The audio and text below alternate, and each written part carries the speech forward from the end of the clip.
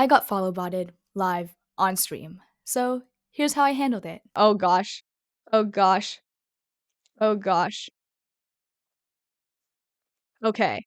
Give me a second. I need to take care of that. Don't panic, guys. We just got followbotted a little. Actually, this is a good little opportunity to show you guys how to take care of it. Thank you, one of my mods for turning on Namitsu.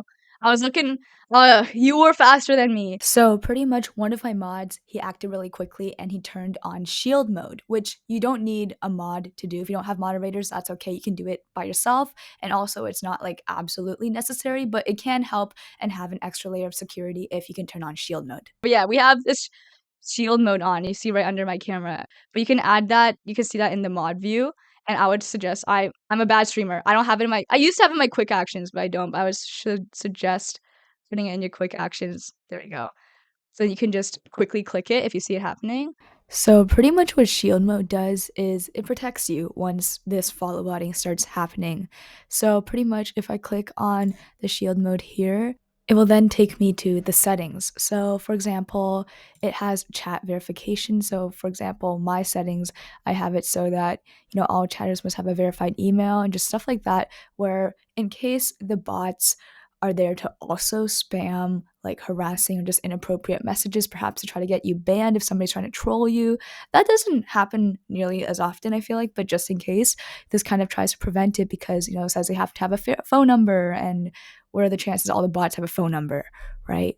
And then follower verification also, you might not be able to stop the follow botting depending on how serious it is, but by having them have to have a verified email once again, perhaps, it can stop some bots. So it's a good tool to use, and you can just turn it off by pressing the same buttons. But we're gonna go remove all those followers right now. Let me just get the time. It was 11:45. Okay, 11:45. And also, if you get followed by, the best thing to do is restrict follows and ignore it and move on with your stream. Like, I just don't like the fake followers, so I will remove them. But you don't have to, right? Just report it if you want. But yeah, pretty much, don't freak out. It happens. So there's some sad people out there, but this is a website I've used in the past.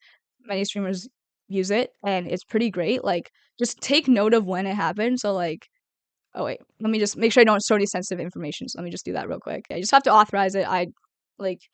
I've used it. I trust it. Again, don't do your own research, but I tend to trust it because most bot programs use a dictionary, so you get names like John Apple, Rob Pear, Tom Pineapple, and you usually can tell by the names. Yes, like if we look at the names right now, Hunter Cobra, Heron Tiger, Colin Live. It looks like the primary one here is name gibberish name.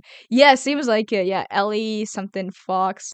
So this website has quite a lot of options for how you can remove the followers. So what I ended up doing is just pressing, there's a button, follows from known bot accounts, and I have 0 right now, but if I were to have one, you could just click it to remove all bots. I think that worked pretty well. Obviously, it might be a bit risky because you might be like, oh, how does it know if it's a bot? I think it's pretty good at it, but obviously use your own discretion here. You could also press the options here, you can remove the followers one by one. Though the method that I used the first time this happened, which was not on this stream but another one, was I used the follow app between and. So that's why I think noting the time is important, because I noted the exact time down to like the seconds where that happened, or you can estimate around the seconds by looking at, the first follower who was a bot and just kind of going from there. So if you didn't note it right away, also no problem. You can usually kind of tell by remembering who your last normal follower was. So I found that one to be pretty reliable as well. And you just have a lot of other options here. Okay, thank you, Nim, for doing that. So one last thing you can do if you really, really want to be safe, though really you don't really need to do any of what I showed in this video, because Twitch most likely can tell that, it's like a follow bot situation, and eventually they'll just ban all the bots most likely. So all this is really optional, but if you want to be safe, because there are people who purposely bought their accounts to boost their followers and they do get banned for that, that is a bannable offense, you can draft a Twitch report. So just, again, remember the time that it happened. You can do this after you end stream. Just write up a report to them reporting that, okay, I got followbotted. It obviously was not me buying followers. Just wanted to let you know this happened and that it wasn't me. It was somebody random. But again, this is kind of like, you don't have to do it. You can just do it if you really, really, really, really are paranoid, like me. I think we're good. Yay!